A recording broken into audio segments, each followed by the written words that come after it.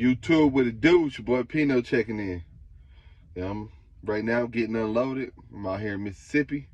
This load was a two-stopper picked up in Piedmont, South Carolina, and delivered at two different performance food services. One was in Georgia, which was only probably like 100 and something miles away. It wasn't far. And then we had to do like an extra 300 miles to get here to Mississippi for the second stop. Picked up on Monday,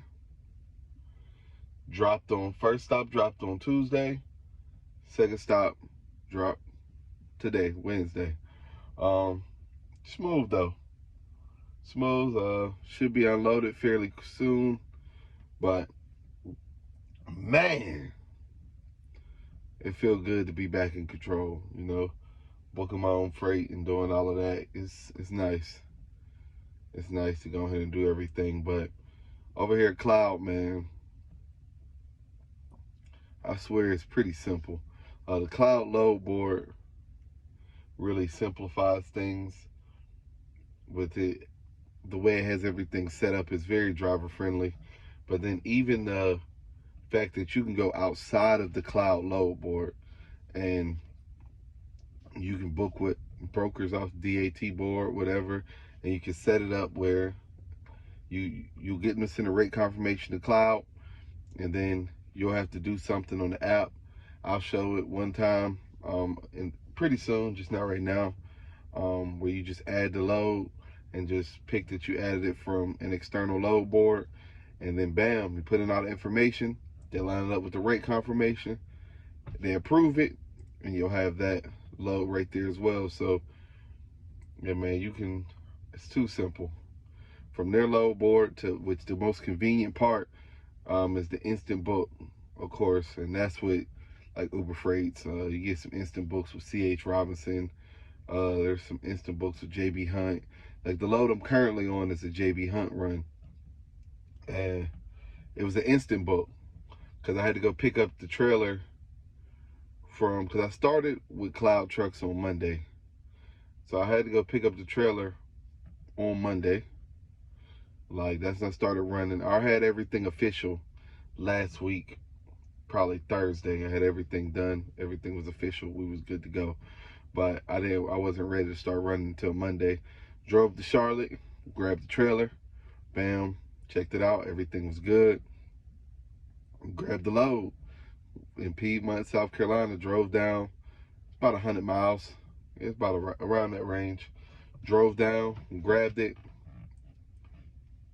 and rocked out. Because once I looked on the load board, it was an instant book, JB Hunt available for this run, like 487 miles, paying $1,200. Excuse me. I think that's about $2.46 a mile, somewhere around there. Correct me if I'm wrong. But pretty good rate, and then Cloud make it simple for you where it shows you, like the DAT board shows you what a load been going for. Like DAT got 30-day average, 15-day average. Cloud has something like that.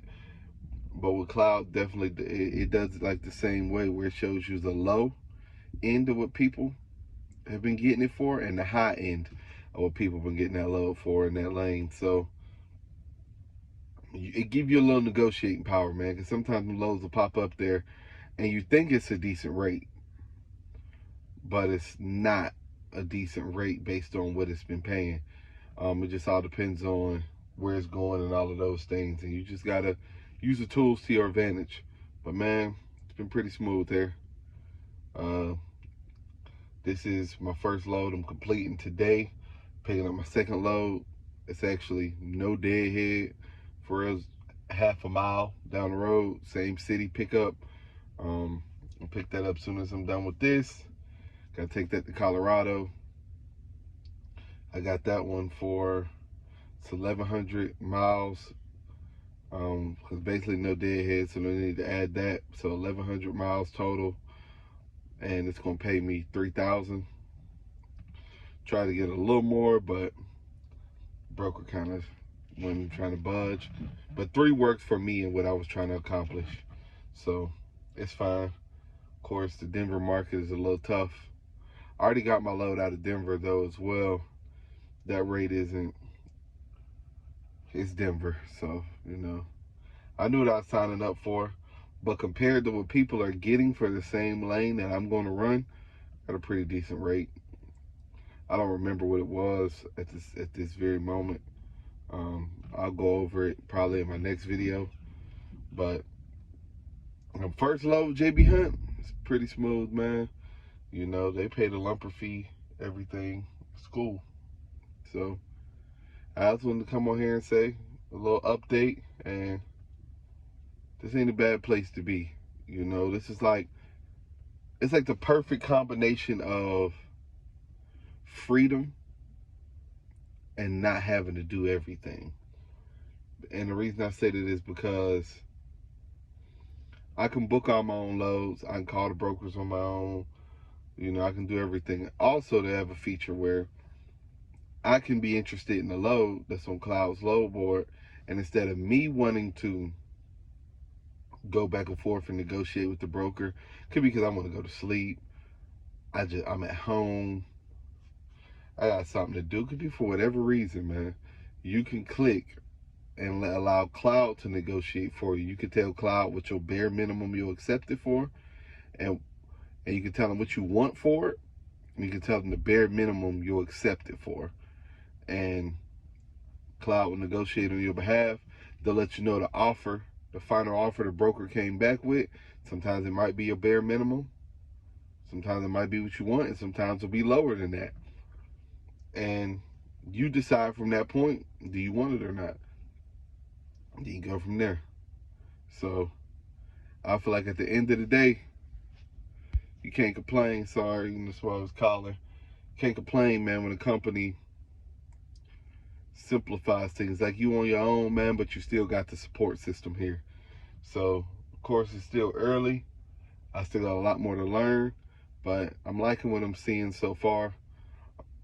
And you know, I'm gonna keep you guys updated on how everything flows and stuff of that magnitude, and let you know how quickly I get paid once I knock this load out. It's supposed to be paid the same day on the CT cash card, you know, so we're gonna see how everything flow. I'll get into all of that in a different video, but just a quick video, you know, wasn't gonna stretch it out too long. You know, waiting on a call from the receiver right here, so I know I can go get my paperwork, scan it in, and we can rock out. But hey, man, you gonna come over here? It doesn't seem bad so far. I'm gonna keep you guys updated as I continue to go through my journey, but it's cool so far. Pino checking out. YouTube, what it do? It's your boy Pino checking in, man.